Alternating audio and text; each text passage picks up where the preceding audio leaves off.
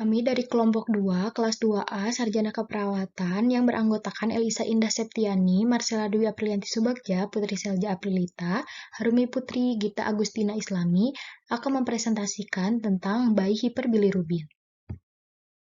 Prevalensi hiperbilirubinemia pada bayi. Yang pertama, di dunia, menurut UNICEF, terdapat 1,8 kematian bayi yang disebabkan oleh hiperbilirubin dari seluruh kasus perinatal yang terjadi di dunia.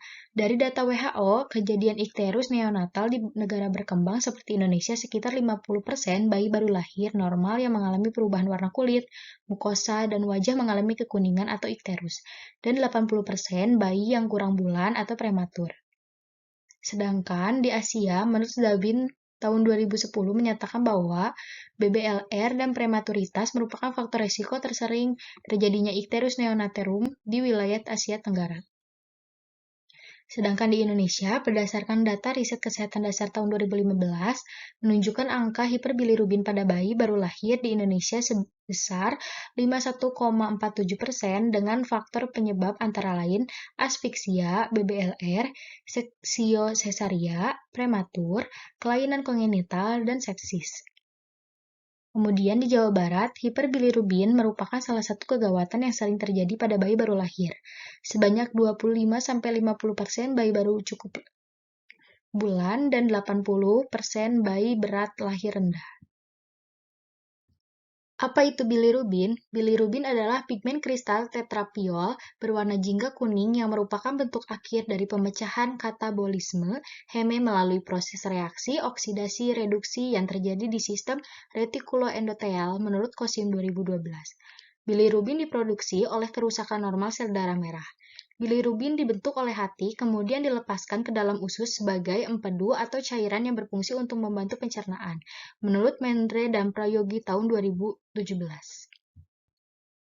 Bilirubin terbagi menjadi dua. Yang pertama, bilirubin tidak terkonjugasi, atau bilirubin 1 dengan ciri bilirubin indirek, tidak larut dalam air, berikatan dengan albumin dan untuk transport, komponen bebas larut dalam lemak, dan komponen bebas bersifat toksik untuk otak. Yang kedua, bilirubin terkonjugasi atau bilirubin 2 dengan ciri-ciri bilirubin direk, larut dalam air, tidak larut dalam lemak, tidak toksik untuk otak. Mengapa bisa terjadi ikterus di minggu pertama kehidupan? Karena meningkatnya produksi bilirubin dengan ciri turnover sel darah merah yang lebih tinggi, penurunan umur sel darah merah. Kemudian, yang kedua, penurunan ekresi bilirubin, penurunan uptake dalam hati, penurunan konjugasi oleh hati, dan peningkatan sirkulasi bilirubin enterohepatik. Dan yang terakhir itu, ekresi bilirubin membaik setelah 1 minggu. Bayi hiperbilirubinemia. Hiperbilirubinemia adalah keadaan di mana terjadinya peningkatan kadar bilirubin dalam darah lebih dari 5 mg per dl yang secara klinis ditandai dengan adanya ikterus dengan faktor penyebab fisiologik dan non-fisiologik, menurut Martindas DKK tahun 2013. Pada bayi baru lahir biasanya dapat mengalami hiperbilirubinemia pada minggu pertama setelah kelahiran. Keadaan hiperbilirubin pada bayi baru lahir disebabkan oleh meningkatnya produksi bilirubin atau mengalami hemolisis, kurangnya albumin sebagai alat pengangkut, penurunan uptake oleh hati, penurunan konjugasi bilirubin oleh hati, penurunan ekresi bilirubin, dan peningkatan sirkulasi enterohepatik, menurut IDAI tahun 2013. Terdapat dua klasifikasi hiperbilirubinemia pada bayi. Yang pertama, ikterus fisiologis. Ikterus muncul setelah usia 24 jam, peningkatan bilirubin tidak lebih dari 5 mg per dl dalam 24 jam, mencapai kadar puncak pada hari ke-3 sampai ke-5, bayi kurang bulan kadar puncak pada hari ke-4 hingga ke-7, dan kadar maksimal tidak lebih dari 15 mg per dl. Menghilang pada hari ke-7, bayi kurang bulan menghilang pada hari ke-14. Yang kedua, ada ikterus patologis. Muncul pada 24 jam pertama, peningkatan bilirubin lebih dari 5 mg per dl per 24 jam. Ikterus menetap setelah hari ke-7 atau disebut aterem, atau setelah hari ke-14 disebut dengan preterem. Kadar bilirubin total lebih dari 15 mg per dl, Ikterus perlu ditangani secara seksama karena bilirubin akan masuk ke dalam sel saraf dan merusak otak hingga terganggu dan mengakibatkan kecacatan sepanjang hidup atau kematian. Etiologi hiperbilirubin pada bayi baru lahir. Kejadian ikterik atau hiperbilirubinemia pada bayi baru lahir disebabkan oleh disfungsi hati pada bayi baru lahir sehingga organ hati pada bayi tidak dapat berfungsi maksimal dalam melarutkan bilirubin ke dalam air yang selanjutnya disalurkan ke empedu dan diekskresikan ke dalam usus menjadi urobilinogen. Hal tersebut menyebabkan kadar bilirubin meningkat dalam plasma sehingga terjadi ikterus pada bayi baru lahir. Anggraini 2016. Kemudian ada etiologi ikterus atau hiperbilirubinemia. Menurut Nelson 2011, secara garis besar, etiologi ikterus atau hiperbilirubinemia pada neonatus dapat dibagi menjadi: yang pertama, produksi bilirubin yang berlebihan. Hal ini melebihi kemampuan neonatus untuk mengeluarkan zat tersebut, misalnya pada hemolisis yang meningkat pada inkompatibilitas darah, RH, AB, golongan darah lain, defisiensi enzim G6PD, viruvat kinase, perdarahan tertutup, dan sepsis. Yang kedua, ada gangguan dalam proses uptake dan konjugasi hepar. Gangguan ini dapat disebabkan oleh acidosis, hipoksia, dan infeksi atau tidak terdapatnya enzim glucuronil transferase. Penyebab lain yaitu defisiensi protein. Protein Y dalam hepar yang berperan penting dalam uptake bilirubin ke sel hepar. Yang ketiga, ada gangguan transportasi bilirubin. Bilirubin dalam darah terikat dalam albumin kemudian diangkat ke hepar. Ikatan bilirubin dengan albumin ini dapat dipengaruhi oleh obat, misalnya salisilat, sulfafurazol. Defisiensi albumin yang menyebabkan lebih banyak terdapatnya bilirubin indirect yang bebas dalam darah yang mudah melekat ke sel otak. Keempat, ada gangguan dalam ekresi. Gangguan ini dapat terjadi akibat obstruksi dalam hepar atau di luar hepar. Kelainan di luar hepar biasanya disebabkan oleh kelainan bawaan. Obstruksi dalam hepar biasanya akibat infeksi atau kerusakan hepar oleh penyebab lainnya. Manifestasi klinis bayi hiperbilirubin. Menurut Rida 2014, bayi baru lahir dikatakan mengalami hiperbilirubinemia apabila tampak tanda-tanda sebagai berikut. Yang pertama, sklera, selaput lendir, kulit atau organ lain tampak kuning akibat penumpukan bilirubin. Yang kedua, ikterus terjadi pada 24 jam pertama kehidupan. Yang ketiga, peningkatan konsentrasi bilirubin 5 mg per dl atau lebih setelah 24 jam.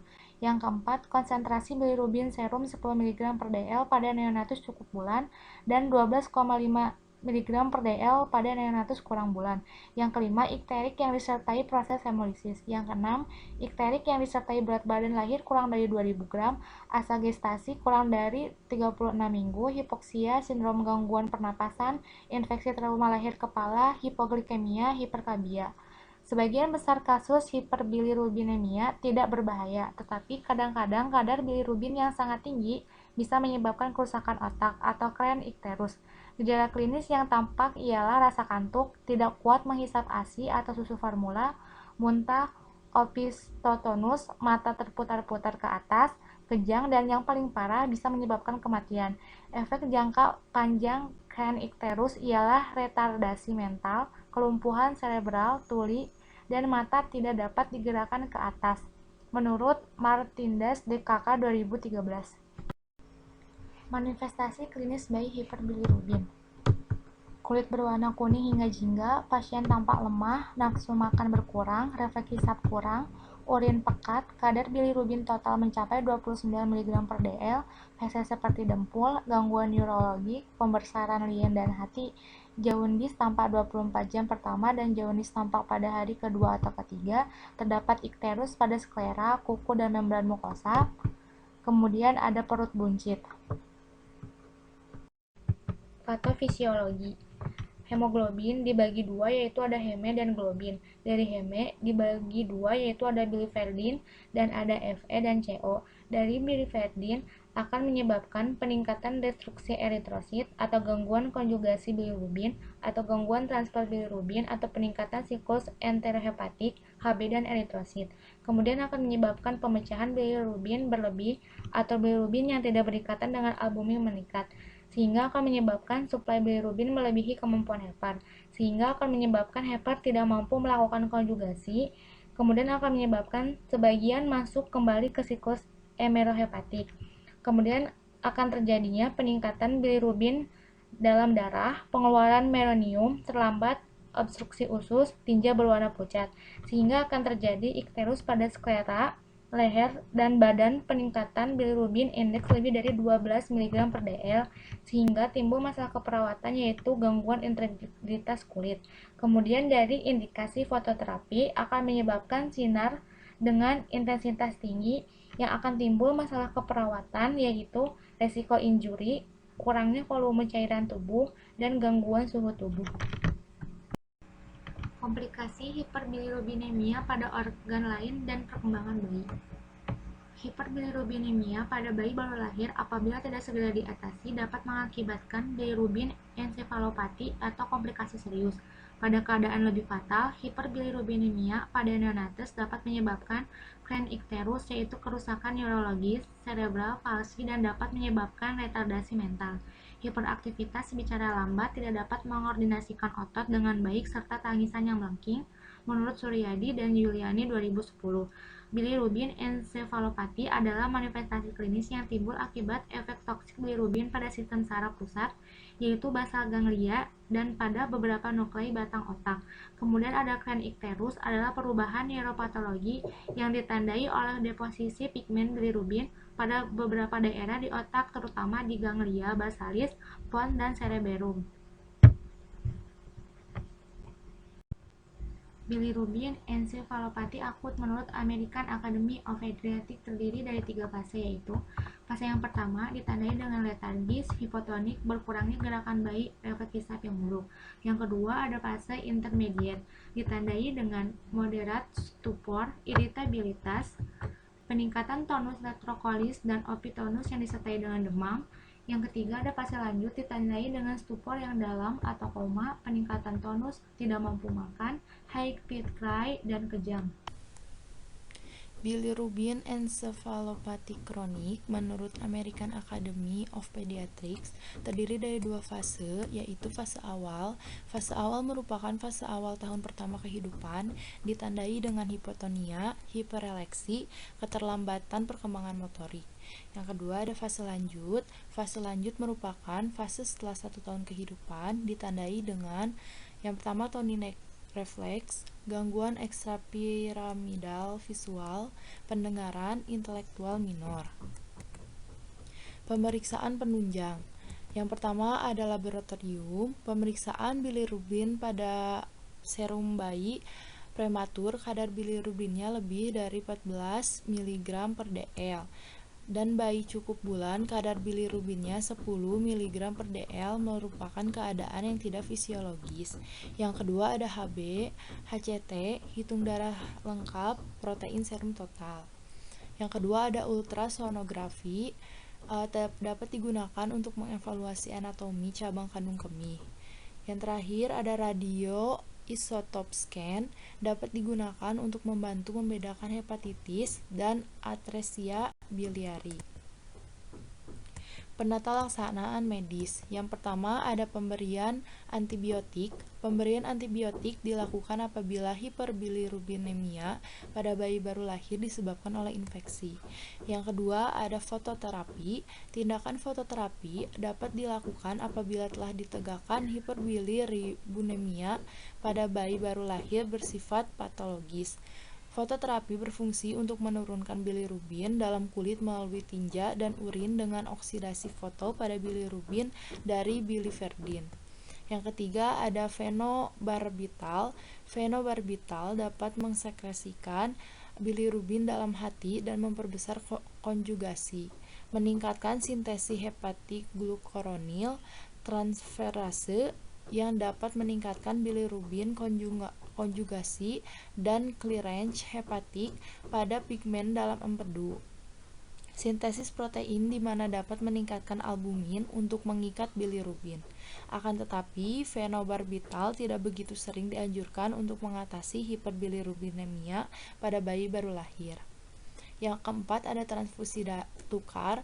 Transfusi tukar dilakukan apabila hiperbilirubinemia pada bayi baru lahir sudah tidak dapat ditangani dengan fototerapi.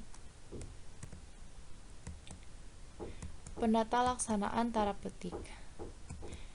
Yang kelima, ada terapi obat-obatan, misalnya obat phenobarbital atau luminal untuk meningkatkan bilirubin di sel hati yang menyebabkan sifat indirect. Selain itu, juga berguna untuk mengurangi timbulnya bilirubin dan mengangkut bilirubin bebas ke organ hati. Yang keenam, ada pengawasan antenatal. Pengawasan antenatal dengan baik dan pemberian makanan sejak dini, yaitu contohnya pemberian ASI. Yang ketujuh itu menghindari obat yang meningkatkan ikterus pada masa kehamilan, misalnya sulfafurokolin. Yang kedelapan ada hipoksin, pencegahan dan pengobatan hipoksin pada neonatus dan janin. Uji Kremer. Menurut Kremer, ikterus dimulai dari kepala, leher, dan seterusnya. Untuk penilaian ikterus, Kremer membagi tubuh bayi baru lahir dalam 5 bagian yang dimulai dari kepala dan leher, dada sampai perut, pusat bagian bawah sampai tumit pergelangan kaki, dan bahu pergelangan tangan dan kaki, serta tangan termasuk kaki dan telapak tangan. Cara pemeriksaannya ialah dengan menekan jari telunjuk di tempat pada tulangnya menonjol seperti tulang hidung, tulang dada, lutut, dan lain-lain. Kemudian penilaian kadar bilirubin dapat dari tiap nomor disesuaikan dengan angka rata-rata pada gambar. Cara ini juga tidak menunjukkan intensitas ikterus yang tepat di dalam plasma bayi baru lahir. Nomor urut menunjukkan arah meluasnya ikterus. Uji Kremer, ini ada tabelnya. Yang pertama ada derajat ikterus, daerah ikterus, perkiraan kadar bilirubin. Derajat ikterus pertama itu daerah ikterusnya kepala dan leher, perkiraan kadarnya 5,0 mg/sen. Yang kedua sampai badan atas, di atas umbilikus, perkiraannya 9,0 mg/sen. Yang ketiga sampai badan bawah atau di bawah umbilikus hingga tungkai atas, di atas lutut, perkiraannya 11,4 mg/dl. Yang keempat sampai lengan, tungkai bawah lutut, 12,4 mg/dl. Yang kelima sampai telapak tangan dan kaki, 16,0 mg/dl. Selanjutnya penata laksanaan non-medis. Penanganan yang dilakukan diantaranya fototerapi, transfusi tukar, dan pijat bayi untuk mencegah terjadinya encephalopathy untuk kernicterus. Pijat bayi memiliki banyak manfaat, diantaranya adalah meningkatkan berat badan, meningkatkan intake kalori, meningkatkan aktivitas vagal, meningkatkan motilitas lambung, meningkatkan sistem imun, tidur, menurunkan kadar bilirubin, dan memperpendek rawat inap di rumah sakit. Menurut Mahadem et al. 2015 menyatakan bahwa pijat bayi akan menurunkan kadar bilirubin dalam darah daripada yang tidak dilakukan pijat bayi. Menurut Lin et al. Juga mengatakan bahwa pijat bayi sangat signifikan menurunkan kadar bilirubin dalam darah. Tindakan keperawatan untuk menurunkan bilirubin pada bayi dapat dilakukan pemberian ASI atau edukasi kepada orang tua untuk lebih sering memberikan ASI. Penata laksanaan pada bayi ikterus salah satunya adalah pijat bayi atau terapi sentuhan. Adanya terapi pijat, maka terjadi penurunan bilirubin. Hal ini dikarenakan pijat bayi adalah cara memberikan stimulasi berupa sentuhan dengan cara pemijatan. Pijat bayi adalah pemijatan yang dilakukan dengan usapan-usapan halus pada permukaan kulit bayi. Dilakukan dengan menggunakan tangan yang bertujuan untuk menghasilkan efek terhadap syaraf, otot, sistem pernafasan, serta sirkulasi darah dan limpa. Selanjutnya, ada penata laksanaan non-medis. Pada penelitian ini, pemijatan dilakukan selama 2 kali dalam sehari dengan durasi 10 menit dan dilakukan selama 2 hari. Hal ini sesuai dengan protap dari rumah sakit, di mana pasien diperbolehkan pulang jika kadar bilirubin di bawah 10 mg/dl dan lama perawatan sekitar 2-3 hari, menurut Krisnanto 2019. Berbeda dengan penelitian Moghadam et al. 2015, penelitian berlangsung selama 4 hari dengan sehari mendapatkan 2 kali pemijatan dengan durasi 20 menit. Lin et al. 2015, intervensi berlangsung selama 3 hari dengan perlakuan 2 kali pemijatan dalam sehari dengan durasi 15-20 menit. Penelitian Vianti 2017, intervensi berlangsung selama 3 hari dengan sehari mendapatkan 2 kali perlakuan dengan durasi 15-20 menit. Terapi pijat atau sentuhan dapat merangsang refleks vagal yang dapat meningkatkan frekuensi dari pemberian ASI dan akan meningkatkan peristaltik usus dan akan mengurangi sirkulasi enteropatik bilirubin sehingga akan meningkatkan ekskresi bilirubin. Terapi pijat juga akan meningkatkan aliran darah, meningkatkan cairan jaringan, dan meningkatkan pengumpulan dan ekskresi dari bilirubin. Sentuhan akan memberikan efek sedasi dan menurunkan kadar kortisol dan meningkatkan enterokinesis yang membantu dalam sistem pencernaan, menurut Krisnanto 2019. Baik, di sini ada foto mengenai tindakan fototerapi pada bayi hiperbilirubinemia.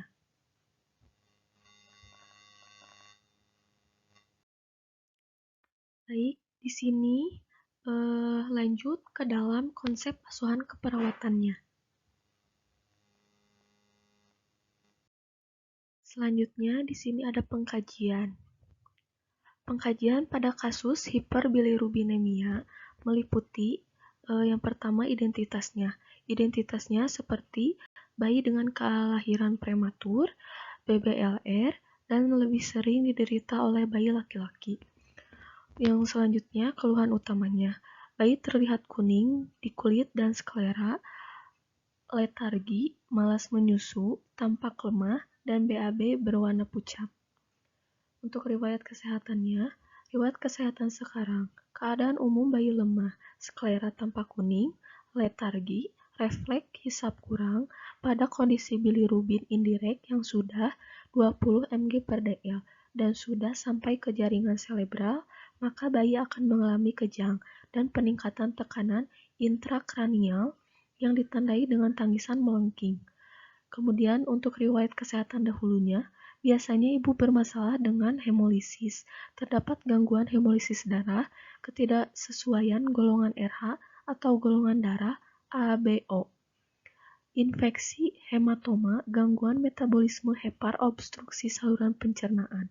Ibu menderita DM, mungkin preterm, bayi kecil usia untuk gestasi atau SGA, bayi dengan retardasio pertumbuhan intrauterus atau IUGR, bayi besar untuk usia gestasi atau LGA, seperti bayi dengan ibu diabetes, terjadi lebih sering pada bayi pria daripada bayi wanita. Untuk riwayat kehamilan dan kelahirannya, antenatal care yang kurang baik, kelahiran prematur yang dapat menyebabkan maturitas pada organ dan salah satunya hepar, neonatus dengan berat badan lahir rendah, hipoksia dan asidosis yang akan menghambat konjugasi bilirubin, neonatus dengan APGR skor rendah juga memungkinkan terjadinya hipoksia serta asidosis yang akan menghambat konjugasi bilirubin. Untuk selanjutnya di sini ada pengkajian. Untuk pemeriksaan fisiknya, pemeriksaan fisik pada bayi baru lahir dengan hiperbilirubinemia menurut Widagdo 2012 meliputi yang pertama ada pemeriksaan umumnya. Kita periksa keadaan umumnya, yaitu tingkat keparahan penyakit, kesadaran, status nutrisi, postur atau aktivitas anak, dan temuan visi sekilas yang prominen dari organ atau sistem seperti ikterus, sianosis, anemi, dispne, dehidrasi, dan lain-lain. Untuk selanjutnya, periksa tanda vitalnya, yaitu meliputi suhu tubuh, laju nadi, tekanan darah, dan laju nafas. Untuk selanjutnya, pemeriksaan data antropometrinya, yaitu meliputi pemeriksaan berat badan, tinggi badan, lingkar kepala, tebal lapisan lemak bawah kulit, serta lingkar lengan atas.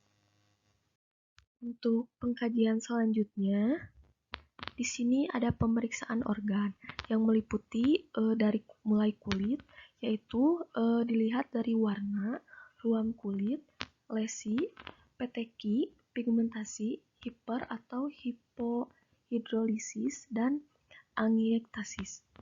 Kemudian dari kepala meliputi bentuk, ubun-ubun besar, sutura, keadaan rambut, dan bentuk wajah apakah simetris kanan atau kiri. Untuk selanjutnya pemeriksaannya mata, meliputi ketajaman dan lapangan penglihatan, hipertelorisme, supersilia, silia, exophthalmus, strabismus, nystagmus, miosis, midriasis, konjungtiva, palpebra, sklera kuning, refleks cahaya direct atau indirect, dan pemeriksaan retina dengan funduskopi. Untuk selanjutnya hidung, yaitu dilihat dari bentuk, nafas cuping hidung, sianosis, dan sekresi. Untuk selanjutnya mulut dan tenggorokan, dilihat dari warna mukosa pipi atau lidah, ulkus, lidah kotor berpeta, tonsil membesar dan hiperemia, pembengkakan dan perdarahan pada gingival, trismus, pertumbuhan atau jumlah atau morfologi atau kerapatan gigi. Untuk selanjutnya di telinga, posisi telinga, sekresi, tanda otitis media, dan nyeri tekan. Untuk selanjutnya di leher, yaitu meliputi tiroid, kelenjar getah bening, skrofuloderma, retraksi, murmur, bendungan vena, reflux, hepatojugular, dan kaku kuduk. Untuk selanjutnya di torak, yaitu bentuk, simetrisitas, pembengkakan, dan nyeri tekan.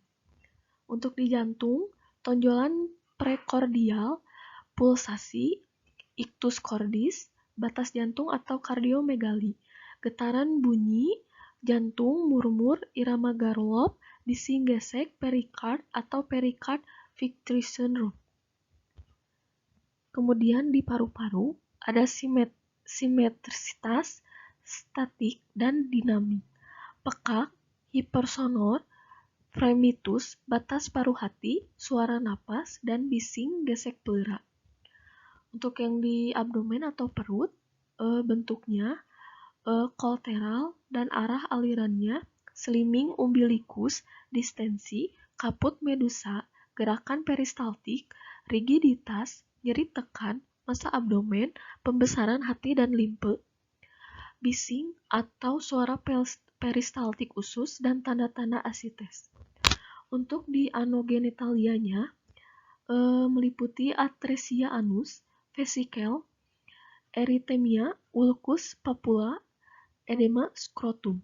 Untuk yang ekstremitasnya dilihat dari tonus atau trofi otot, jari tubuh, sianosis, bengkak dan nyeri otot atau tulang atau sendi, edema pretibial, akral dingin, capillary refill time, kemudian cacat bawaan. Untuk pengkajian selanjutnya, di sini ada pemeriksaan diagnostik.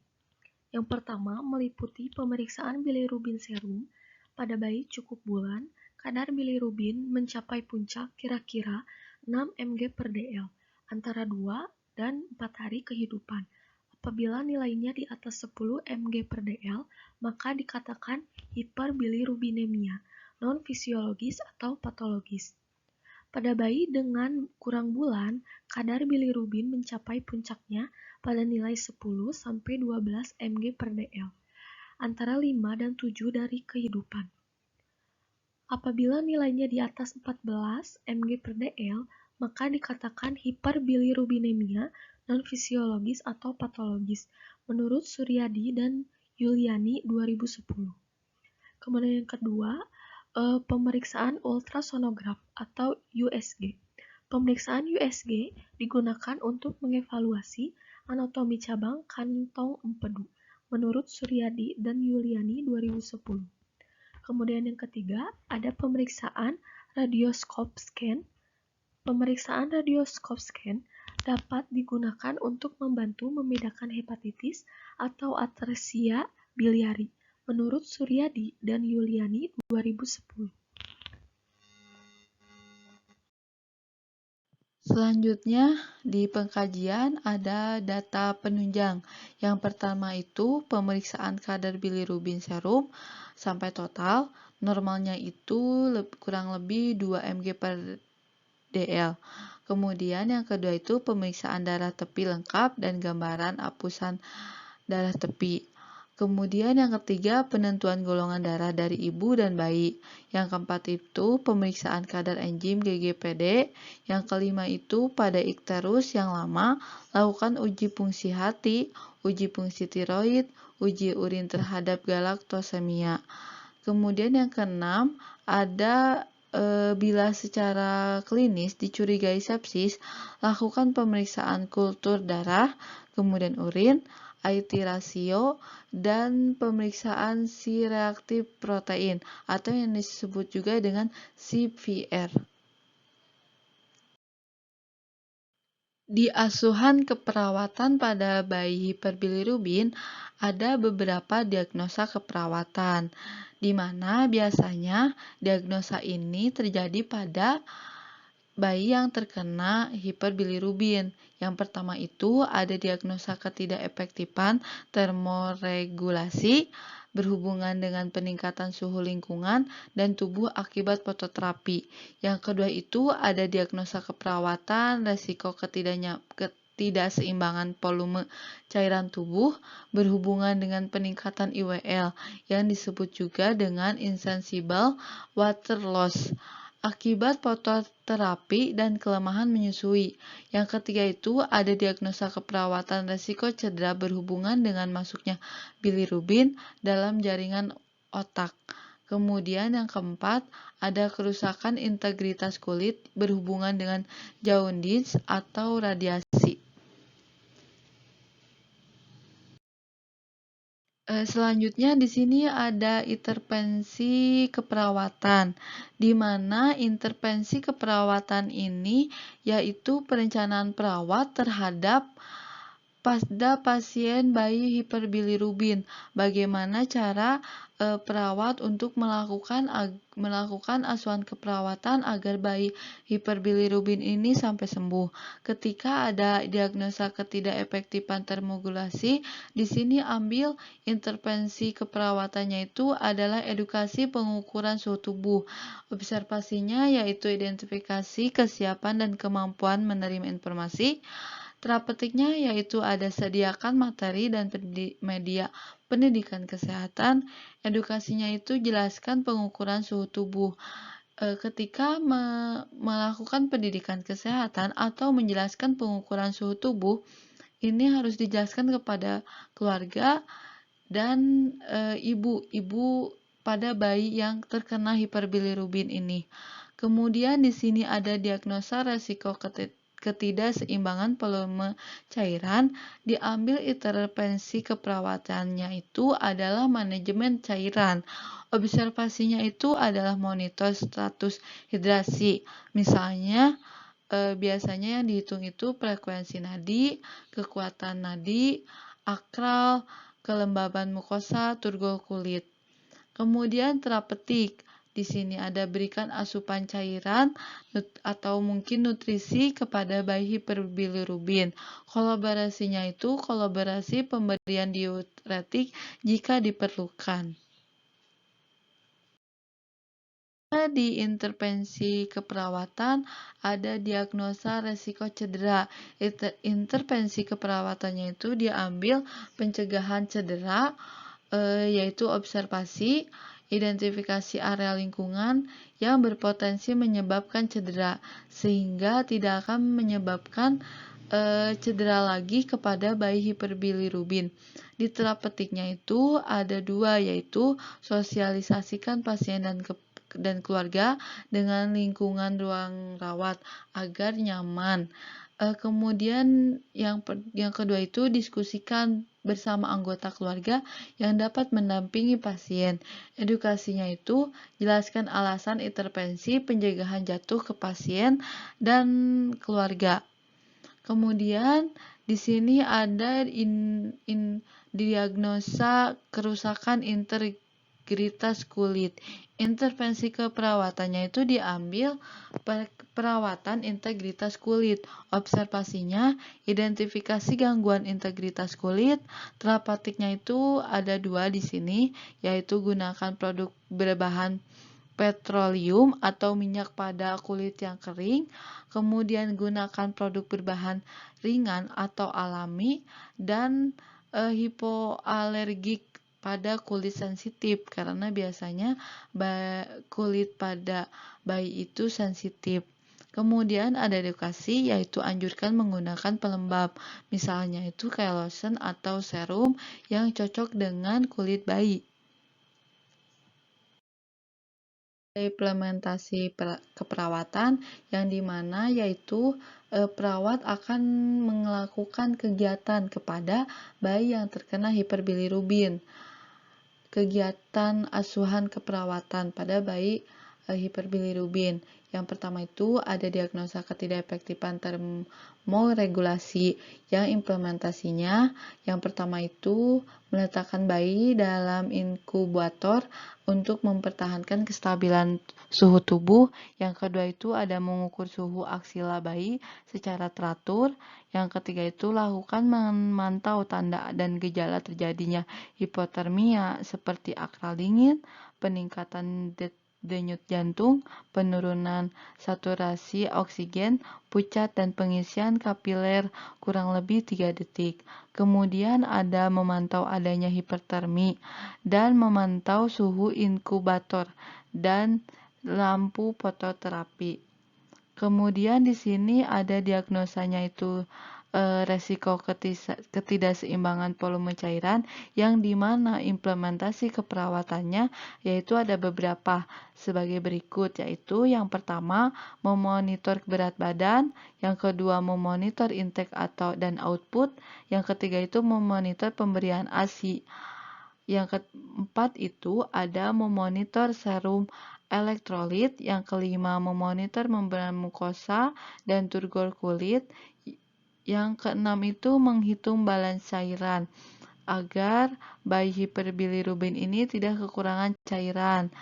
Ditakutkan kekurangan cairan. Kemudian memonitor warna dan jumlah urin, dan yang terakhir itu memberikan cairan parenteral dengan kolaborasi dokter.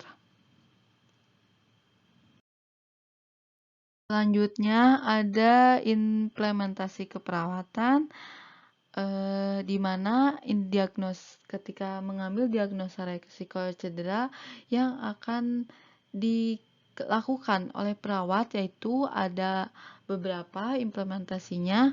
Yang pertama itu mengkaji kulit akan adanya tanda-tanda ikterik yang menandai peningkatan bilirubin. Yang kedua itu memantau kadar bilirubin total direct dan indirect. Yang ketiga itu memonitor pemberian ASI. Yang keempat itu melakukan penutupan mata pada bayi.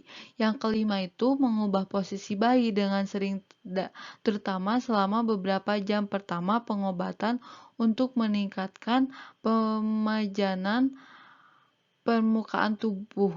Kemudian yang terakhir itu mencegah dehidrasi.